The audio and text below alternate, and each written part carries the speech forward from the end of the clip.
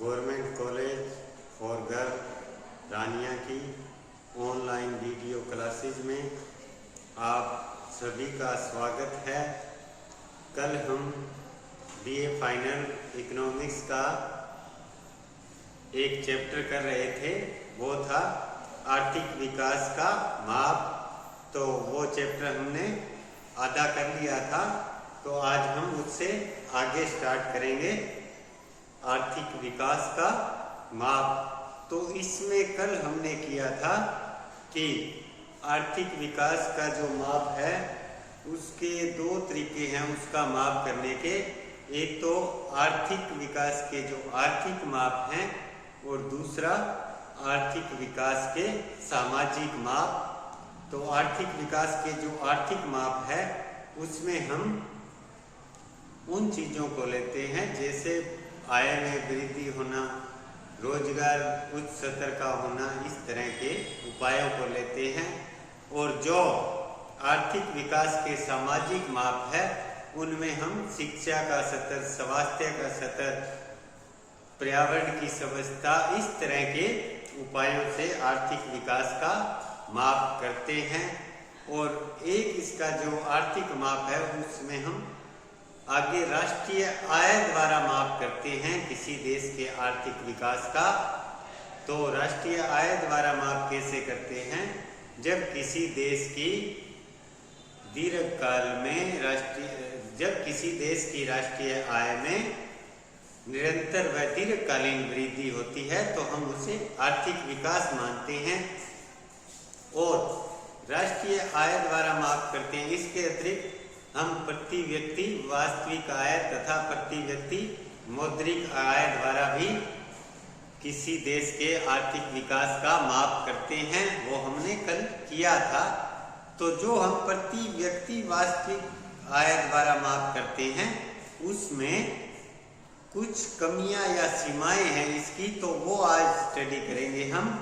आर्थिक विकास के सूचक के रूप में वास्तविक प्रति व्यक्ति आय की सीमाएं।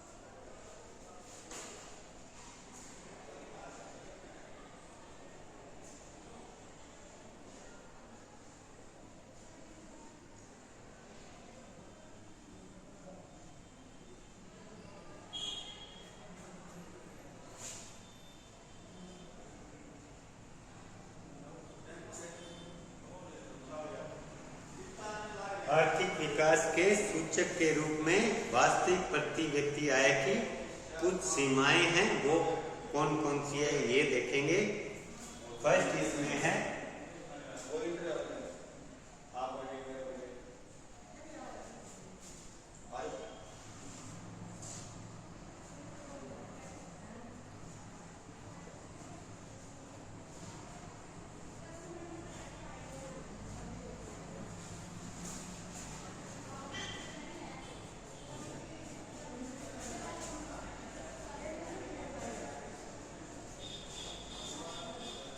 फर्स्ट इसकी लिमिटेशन है, यह आय के वितरण की अवहेलना करती है।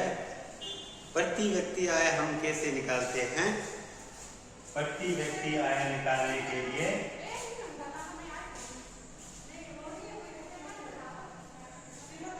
किसी देश की कुल राष्ट्रीय आय को हम उस देश की जनसंख्या से भाग दे देते हैं। तो इस तरह से हमें प्रति व्यक्ति आय प्राप्त हो जाती है। तो किसी देश की मान लो इस तरीके से हमने वास्तविक प्रति व्यक्ति आय निकाली और उस वास्तविक प्रति व्यक्ति आय में वृद्धि हो रही है, परंतु यह हो सकता है कि उस देश में आय का जो वितरण है वो और अधिक असमान हो रहा है, यानी कि धनी लोग अधिक धनी हो रहे हैं और गरीब लोग अधिक गरीब हो रहे हैं। तो इससे क्या हुआ कि लोगों की निर्धनता में कोई कमी नहीं आई, निर्धनता कम होने की बजाय और बढ़ गई, तो इसलिए इसे हम आर्थिक विकास का अच्छा माप नहीं मान सकते, क्योंकि प्रति व्यक्ति आय, वास्तविक प्रति व्यक्ति आय बढ़ने पर तो हमें लगा कि ये देश विकास कर रहा है, परंतु उसमें आय की असमानता अधिक बढ़ गई और लोग निर्धनता और अधिक ज़्यादा हो गई। तो इससे हम ये वास्तविक प्रति व्यक्ति आय है, ये किसी देश के आर्थिक विकास का वास्तविक चित्रण नहीं प्रस्तुत करता। सेकंड इसकी जो लिमिटेशन है वो है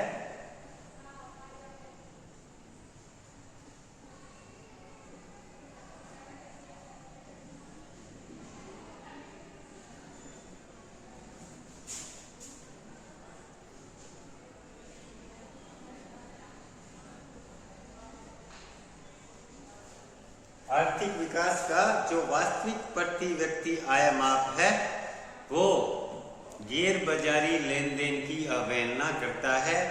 यानी कि जो गैर बाजारी लेन देन होता है, जैसे गृहिणियों की घरों में कुछ ऐसी सेवाएं वो प्रदान करती है जिससे जीवन स्तर ऊंचा होता है, परंतु राष्ट्रीय आय या वास्तविक प्रति व्यक्ति आय के माप में उस आय को हम शामिल नहीं करते। तो ये गैर बाजारी लेन देन को इसमें शामिल नहीं करता और इस गैर बाजारी लेन देन के फलस्वरूप लोगों का जीवन स्तर उच्च होता है। नेक्स्ट इसकी जो है लिमिटेशन वो है विभिन्न वस्तुओं तथा सेवाओं का आर्थिक विकास में भिन्न भिन्न योगदान।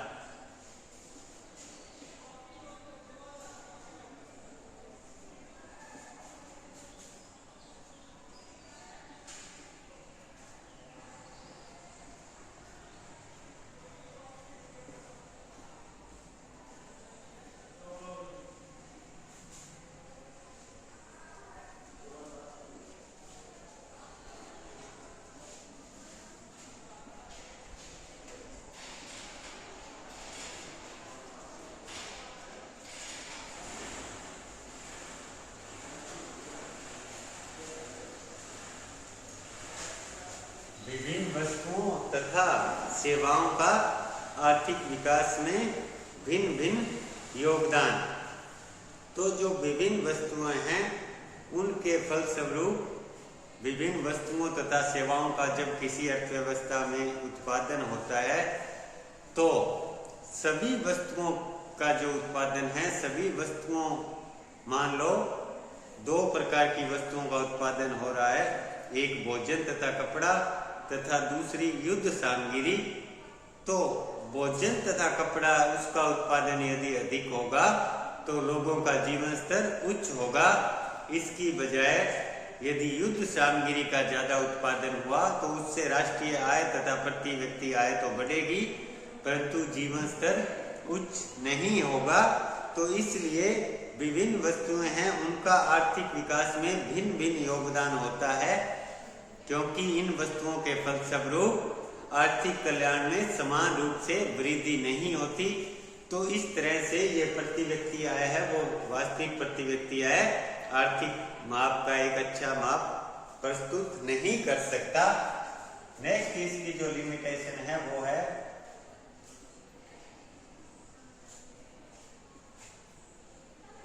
हानिकारक वस्तुओं तथा सेवाओं का जो उत्पादन है उसको भी इसमें शामिल किया जाता है।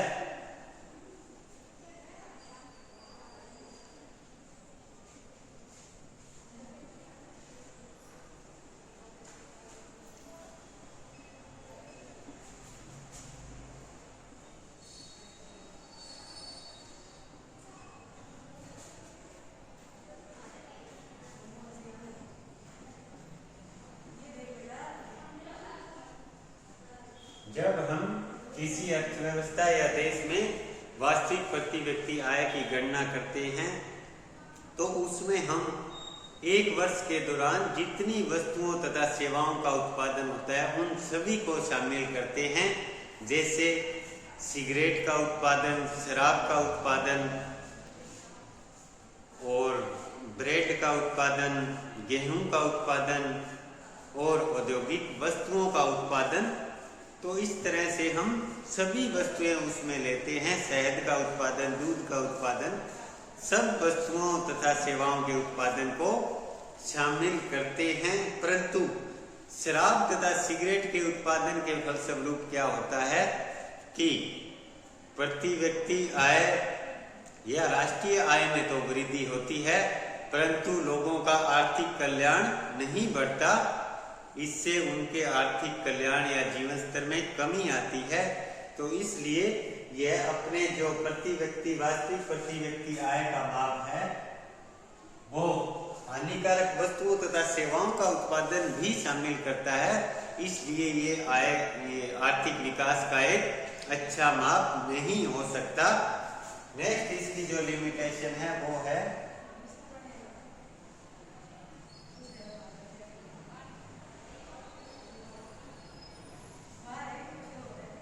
प्रदूषण में वृद्धि।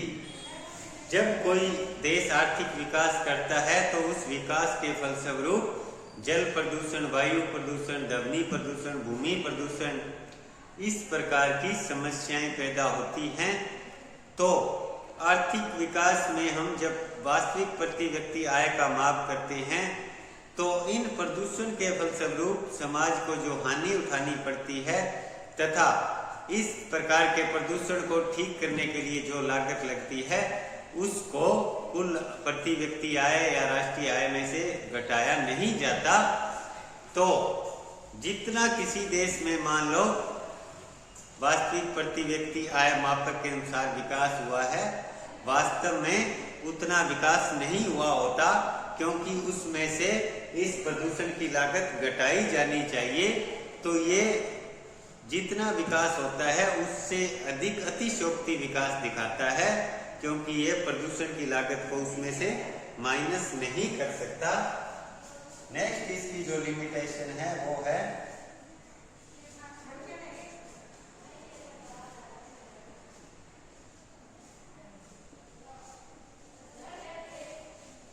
जो वास्तविक प्रति व्यक्ति आय मापक है वो विश्राम को महत्व नहीं देता, परंतु जो लोगों के विश्राम करने की मात्रा है वो उनके कल्याण का एक महत्वपूर्ण सूचक है। तो ये इसको शामिल नहीं करता, इसलिए ये इसकी एक लिमिटेशन है। कई अछूते मुद्दे लास्ट इसकी जो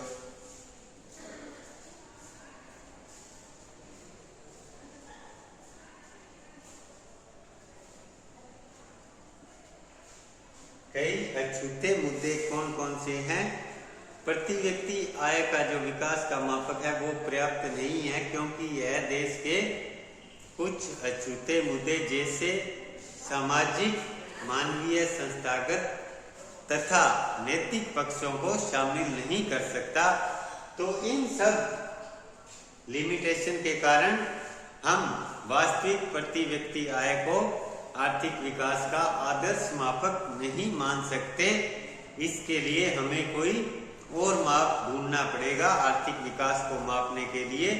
तो क्या हुआ कि पहले तो परंपरावादी अर्थशास्त्रियों एडम स्मिथ, जे.एस. मिल, इसके बाद केन्ज और ये अर्थशास्त्री थे, वो राष्ट्रीय आय तथा प्रति व्यक्ति आय, वास्तविक आय में वृद्धि को ही आर्थिक विकास का माप मानते रहे।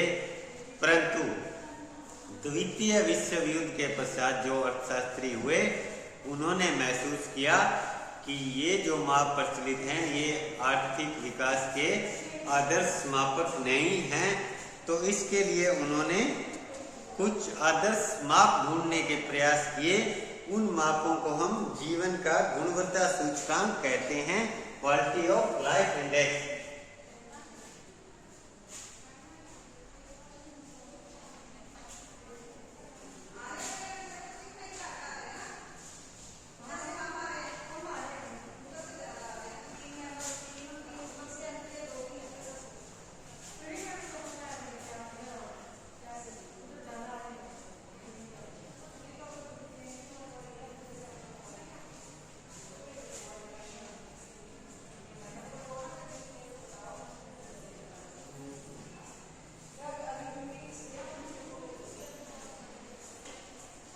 जीवन के गुणवत्ता सूचकांक या क्वालिटी ऑफ लाइफ इंडेक्स।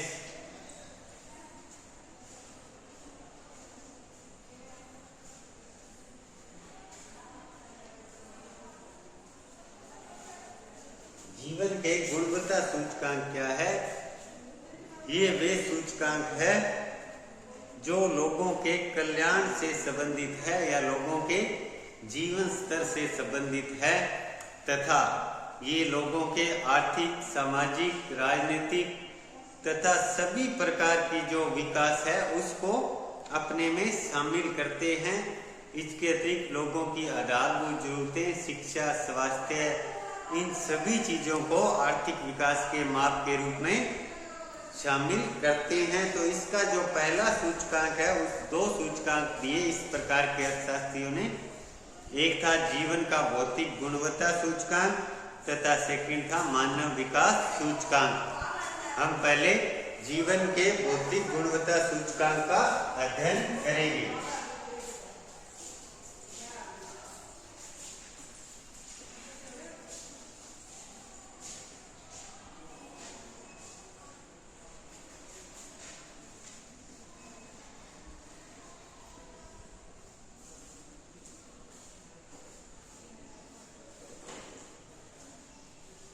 जीवन का भौतिक गुणवत्ता सूचकांक या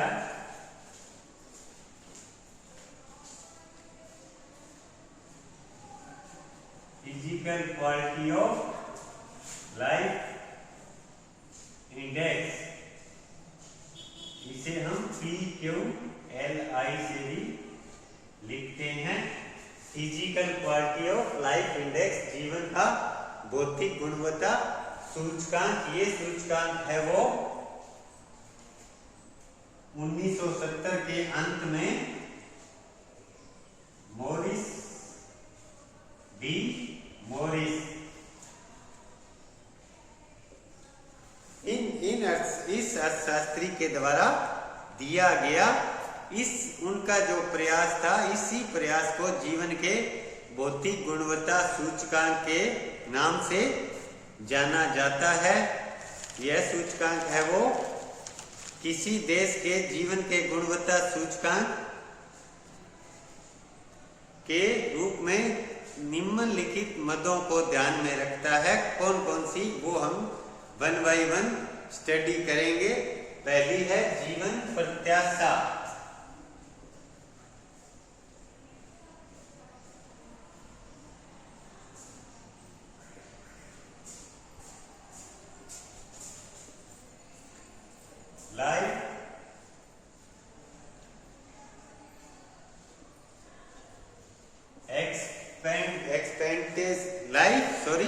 लाइफ एक्सपेक्टेंसी से क्या अभिप्राय है?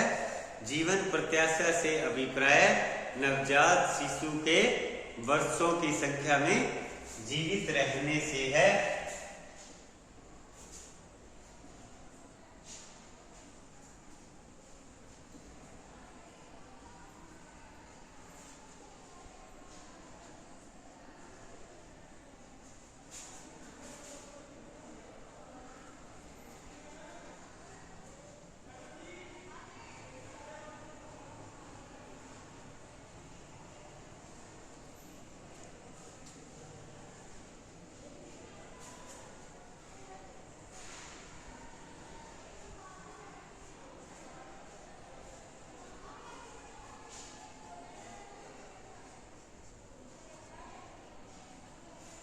जीवन प्रत्याशा से अभिप्राय नवजात शिशु के वर्षों की संख्या में जीवित रहने से है। इसमें हम क्या लेते हैं कि कोई भी व्यक्ति है वो दीर्घ आयु तक जीवित रहना चाहता है और जीवन का आनंद लेना चाहता है। तो इसलिए जिस देश में जीवन प्रत्याशा अधिक होगी उसे विकास में आगे माना जाएगा और जिस देश में जीवन प्रत्याशा कम होगी उसे विकास में नीचे माना जाएगा। दूसरा जो इसका तत्व या मत है वो है शिशु मृत्यु। सेकंड इसका जो तत्व है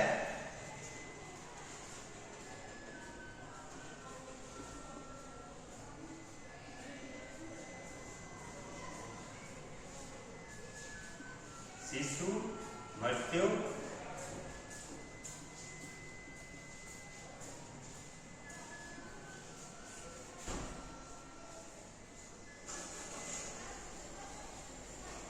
infant mortality, infant mortality। शिशु मृत्यु क्या होती है से अभिप्राय क्या है? बच्चों के जन्म एवं 1 वर्ष के बीच मृत्यु से है।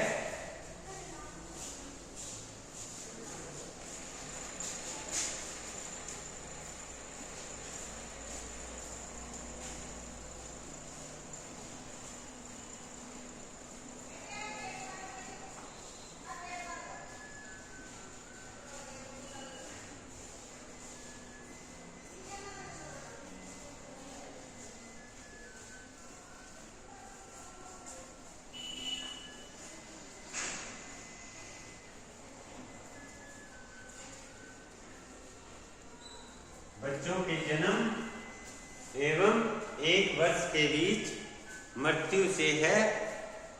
इसको हम प्रति 1000 बच्चों पर कैलकुलेट करते हैं। इस तरह से बच्चों की कितनी संख्या, 1000 बच्चों में से बच्चों की कितनी संख्या 1 वर्ष की आयु प्राप्त करने से पहले ही मृत्यु हो गई है, इसको हम 1000 बच्चों के पीछे कैलकुलेट करते हैं कि 1000 बच्चों के पीछे 1 वर्ष तक के कितने शिशुओं की मृत्यु हो गई है। नेक्स्ट जो इसमें मत शामिल करते हैं वो है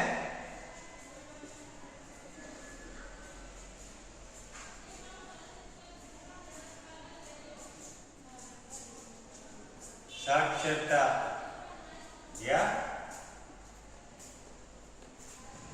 लिटरेसी। नेक्स्ट जो इसमें मत शामिल करते हैं वो साक्षरता या लिटरेसी इसमें शामिल करते हैं। तीसरी जो इसकी मत है वो है साक्षरता या लिटरेसी। इससे क्या? साक्षरता से अभिप्राय लोगों के पढ़ने तथा लिखने की योग्यता से है।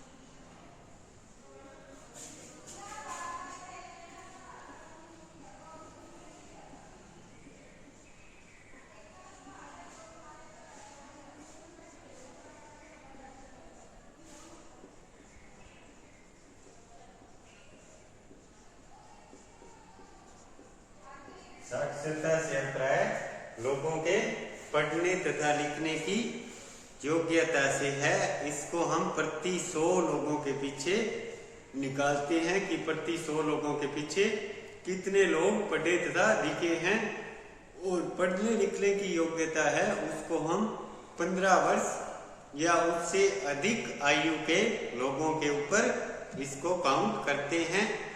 तो जो साक्षरता है किसी देश में, वो साक्षरता है इसको हम 15 वर्ष या उससे अधिक आयु के लोगों पर काउंट करते हैं कि 100 लोगों के पीछे कितने लोग पढ़े लिखे हुए हैं, तथा जो लोग साक्षर होंगे उनकी ऊंचा जीवन जीने की आकांक्षा होगी और वो विकास में योगदान देंगे किसी देश के, और अब देश का विकास में योगदान देते हैं तथा अपना भी विकास करते हैं। तो PQLI है जो physical quality of life index है, वो इन 3 तत्वों को शामिल करता है। जीवन प्रत्याशा, शिशु मृत्यु दर तथा साक्षरता, इन तीनों तत्वों को माप करके शामिल करता है। तो इससे हमें यह प्रकट होता है कि इसमें लोगों के जीवन की गुणवत्ता में सुधार होगा तथा लोग आर्थिक विकास के फल का आनंद तब प्राप्त करेंगे जब उनकी जीवन प्रत्याशा अधिक होगी, शिशु मृत्यु दर कम होगी तथा साक्षरता की दर उच्च होगी। तो इस तरह से ये PQLI की रचना होती है। अब देखेंगे physical quality of life index का निर्माण।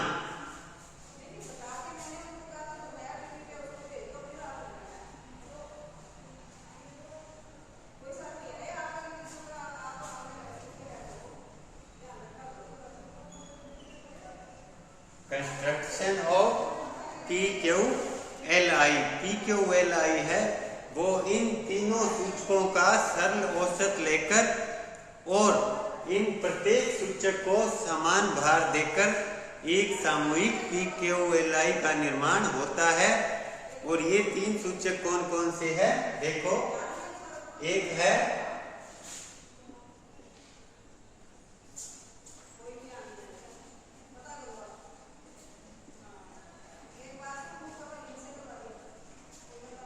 जीवन प्रत्याशा सूचक,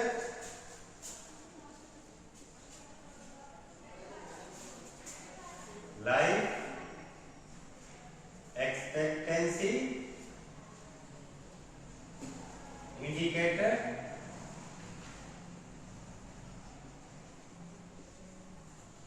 सेकंड है शिशु मृत्यु दर सूचक, शिशु मृत्यु सूचक, और थर्ड है आधारित साक्षरता सूचक।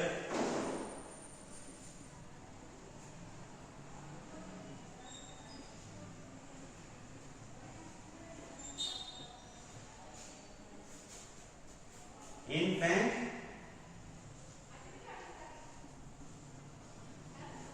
मोर्टेलिटी इंडिकेटर,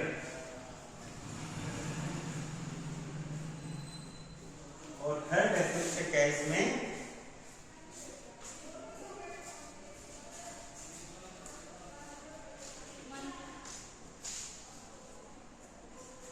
आधारित साक्षरता सूचक।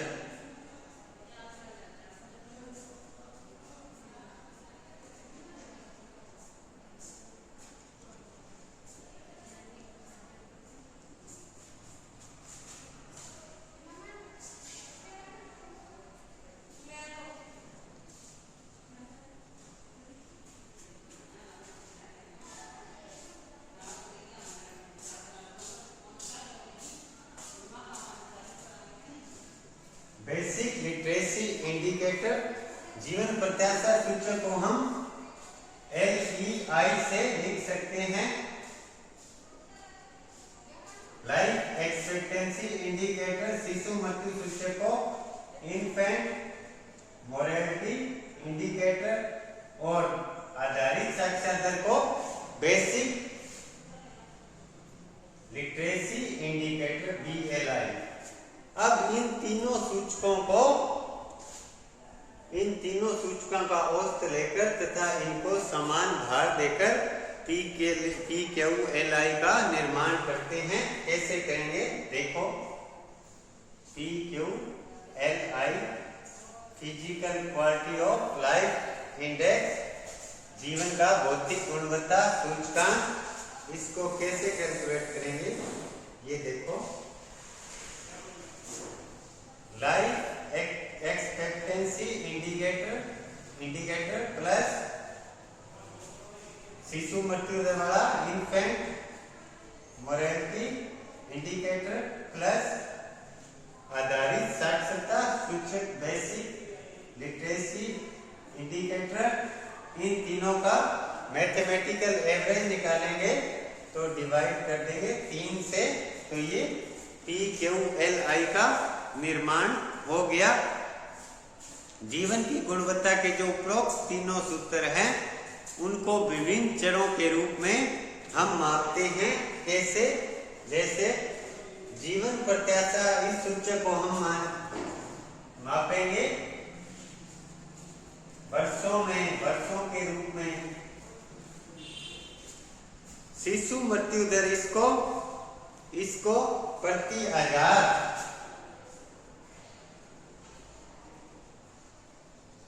हजार कितने शिशुओं की मृत्यु हुई बच्चों के जन्म से लेकर 1 वर्ष की आयु तक। और जो आधारित साक्षरता सूचक है इसको हम प्रतिशत के रूप में मापते हैं कि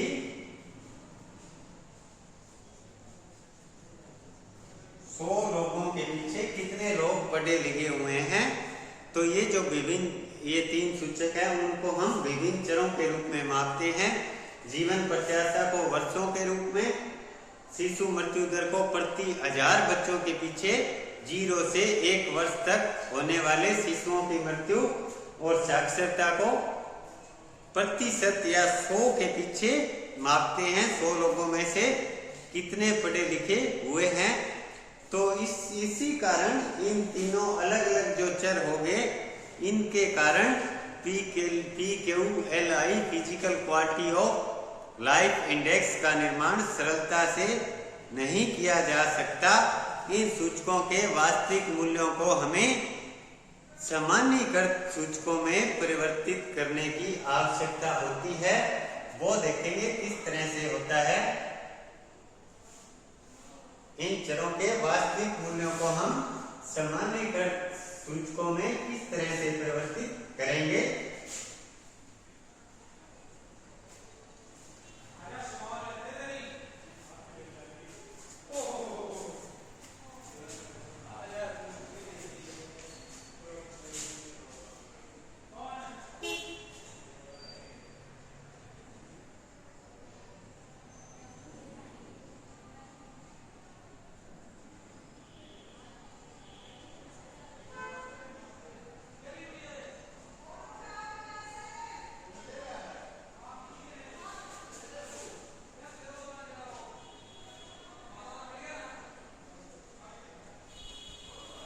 तीनों सूचकों के अधिकतम व न्यूनतम मूल्य सूचक कौन कौन से हैं, वो भी 3 सूचक यहां लेंगे हम।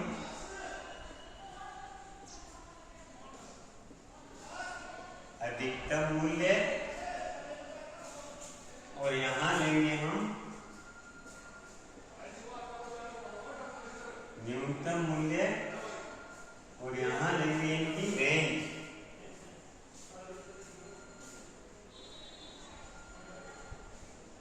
और सूचक तीनों वो ही सूचक आधारित साक्षरता दर, शिशु मृत्यु दर तथा जीवन प्रत्याशा।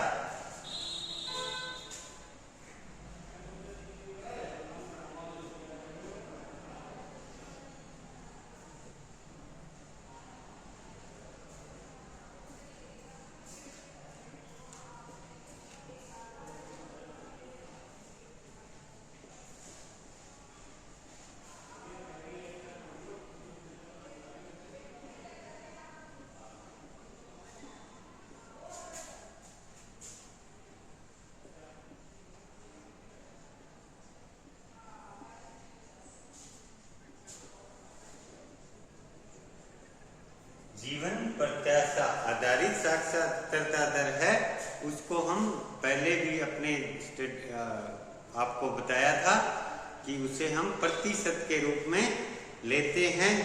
और जो जीवन प्रत्याशा है उसको 1 वर्ष पर लिया जाता है। जीवन प्रत्याशा को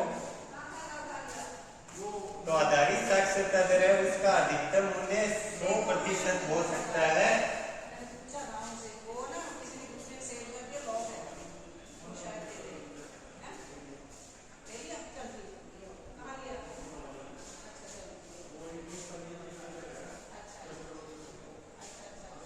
यानी कि किसी भी देश में साक्षरता 100% हो सकती है, उसके सभी लोग पढ़े लिखे हों और न्यूनतम मूल्य इसका 0 है और रेंज इसकी 100 - 0 तो 100 होगी।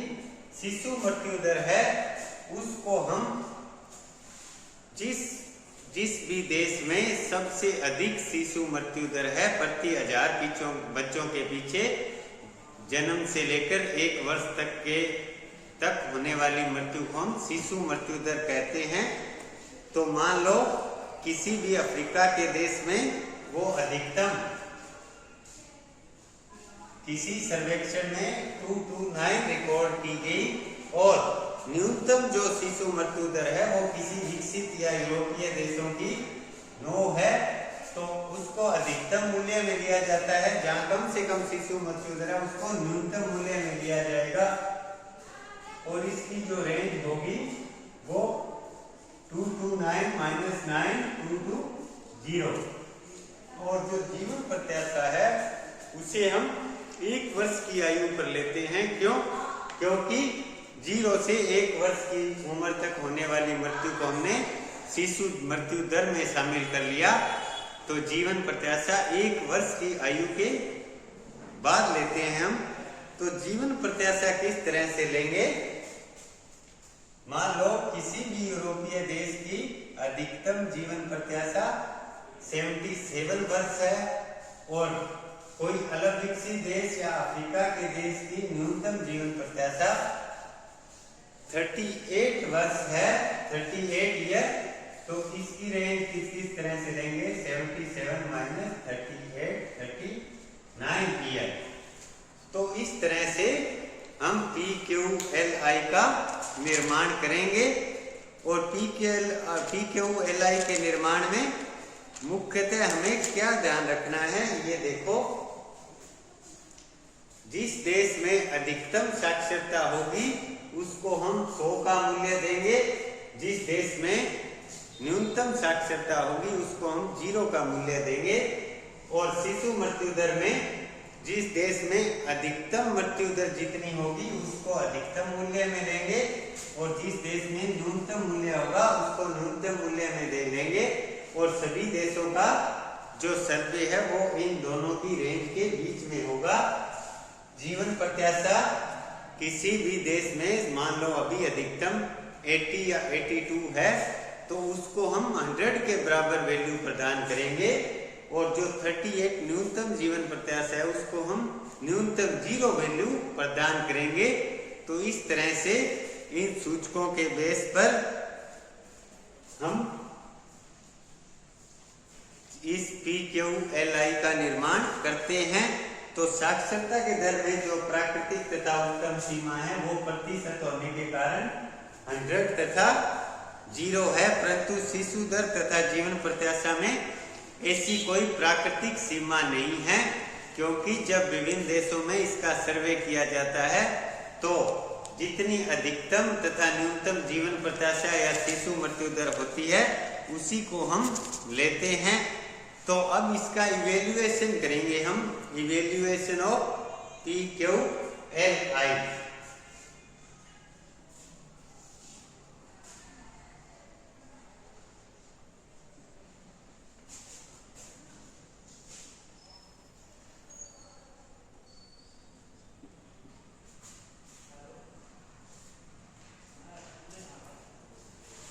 जीवन के भौतिक गुणवत्ता सूचकांक का मूल्यांकन।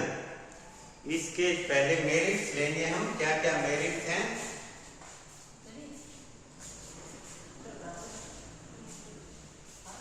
निर्माण में सरल पहला गुण है इसका,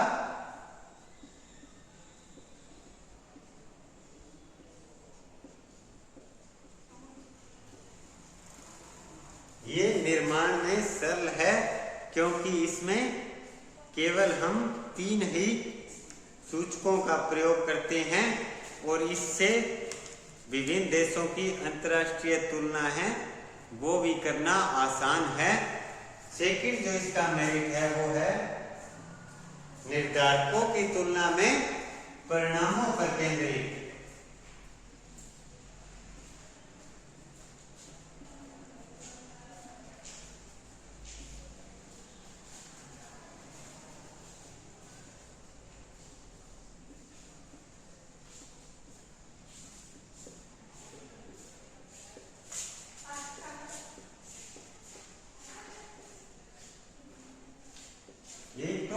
आर्थिक विकास के निर्धारक होते हैं और दूसरे आर्थिक विकास के उन निर्धारकों के फलस्वरूप जो रिजल्ट प्राप्त होते हैं वो परिणाम होते हैं।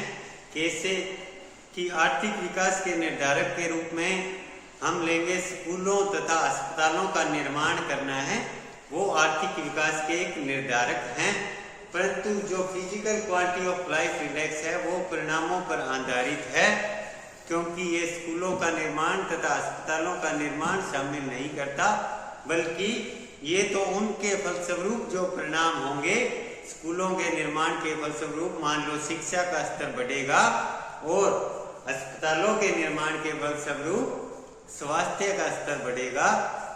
तो ये तो सीधा स्वास्थ्य तथा शिक्षा को ही मापता है, इसलिए ये परिणामों पर केंद्रित है। और नेक्स्ट जो इसका गुण है वो है जीवन की गुणवत्ता के सामान्य तथा स्वीकारक निर्धारक। जीवन की गुणवत्ता के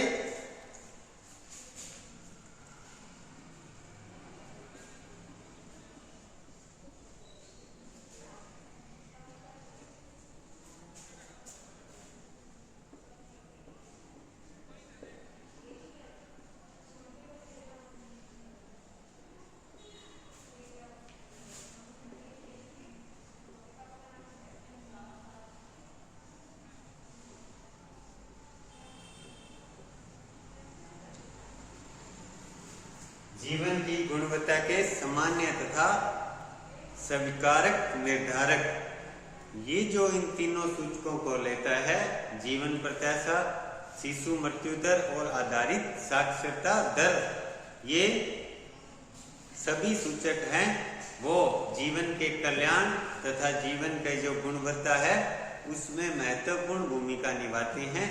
तो इसलिए ये इसके 3 गुण हो गए। और इसकी जो कमियां या शॉर्टकमिंग्स है वो देखो कौन कौन सी हैं। डीमेरिट्स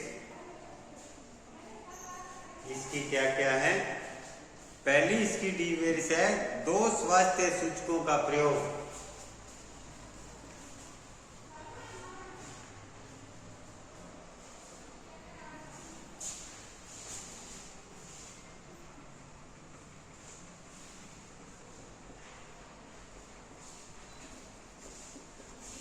PQLI है वो कुल 3 सूचकों को लेता है, परंतु उनमें से वो 2 स्वास्थ्य सूचकों को लेता है। कौन कौन से? एक जीवन प्रत्याशा और दूसरा शिशु मृत्यु दर। तो इसकी जगह उसे केवल एक ही स्वास्थ्य सूचक लेना चाहिए था। तो ये इसकी एक डीमेरिट्स है। दूसरी डीमेरिट्स है कि इस सूचक का जब हम निर्माण करते हैं तो तीनों सूचकों का सरल गणितीय औसत निकालते हैं तथा ये तीनों सूचकों को समान भार प्रदान करता है। परंतु यदि हम तीनों सूचकों को समान भार प्रदान करें तो इसका कोई औचित्य सिद्ध नहीं होता। तो ये उसकी दूसरी डीमेरिट्स है। और तीसरी इसकी डीमेरिट्स है प्रकृति से सामूहिक।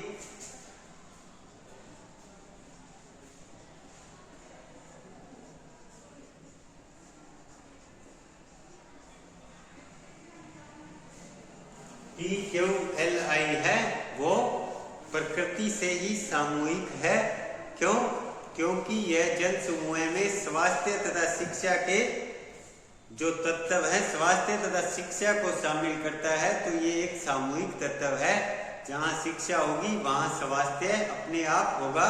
और दूसरा, यह जो जन समूह है या एक देश के विभिन्न क्षेत्रों में स्वास्थ्य तथा शिक्षा के जो लाभ होते हैं उसके वितरण के बारे में कोई बात नहीं करता। उदाहरण के लिए भारत देश में ग्रामीण क्षेत्रों में शिक्षा तथा स्वास्थ्य का स्तर नीचा है, जबकि शहरी क्षेत्रों में स्वास्थ्य तथा शिक्षा का स्तर उच्च है। तो इस प्रकार की ये कोई भी बात नहीं करता। तो ये इसकी डीमेरिट्स हैं। तो आज हमने जीवन का भौतिक गुणवत्ता सूचकांक ज्ञात किया। तो ये एक इम्पोर्टेंट क्वेश्चन है। तो इसकी मैं आपको इम्पोर्टेंट बातें एक बार दोबारा से रिपीट कर देता हूँ। ये एग्जाम के लिहाज से BA फाइनल का एक इम्पोर्टेंट क्वेश्चन है, जीवन का भौतिक गुणवत्ता सूचकांक। तो मैं इसको समराइज करता हूँ एक बार।